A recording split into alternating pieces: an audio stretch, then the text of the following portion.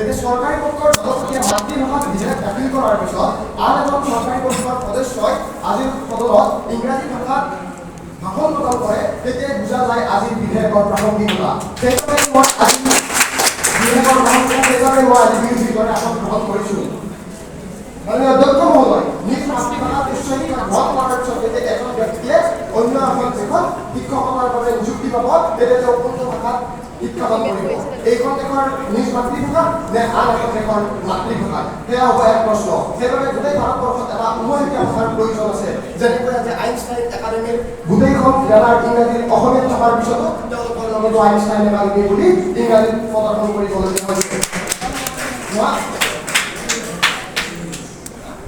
সন্মানীয় এইখন দেখাব বিচাৰিছোঁ, এইখন হৈছে প্ৰতিবেদন সেৱাই 2023 বৰ্ষত সদ্য ঘোষিত হাইস্কুল স্নাতক পৰীক্ষাত 72.69% বিপৰীতে CBSE বোৰ্ডে 93.12% উত্তীৰ্ণ হাৰ দেখুৱাবলৈ সক্ষম হৈছে।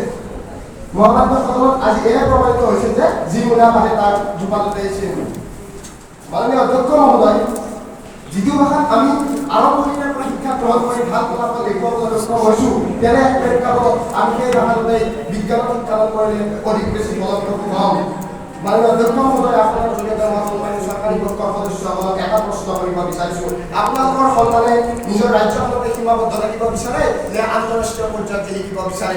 যদিহে আপোনালোকে সীমাবদ্ধ থাকিব বিচাৰে নিজ ৰাজ্যতে, তেনেহ'লে আপোনালোকে শিক্ষাদান কৰক নিজ মাতৃভাষাত, আৰু যদি আন্তঃৰাষ্ট্ৰীয় পৰ্যায়ত আপোনালোকে শিক্ষাদান কৰাটো বিচাৰে, তেনেহ'লে আপোনালোকে শিক্ষা লাভ কৰাৰ এটা আন্তঃৰাষ্ট্ৰীয় ভাষাত আপোনালোকে ইয়াক মাছৰ তেলেৰে চয়াবিন ভজা কথাবোৰ কৈ আজি বিধেয়কখনৰ প্ৰাসংগিকতা নিৰ্বাহ।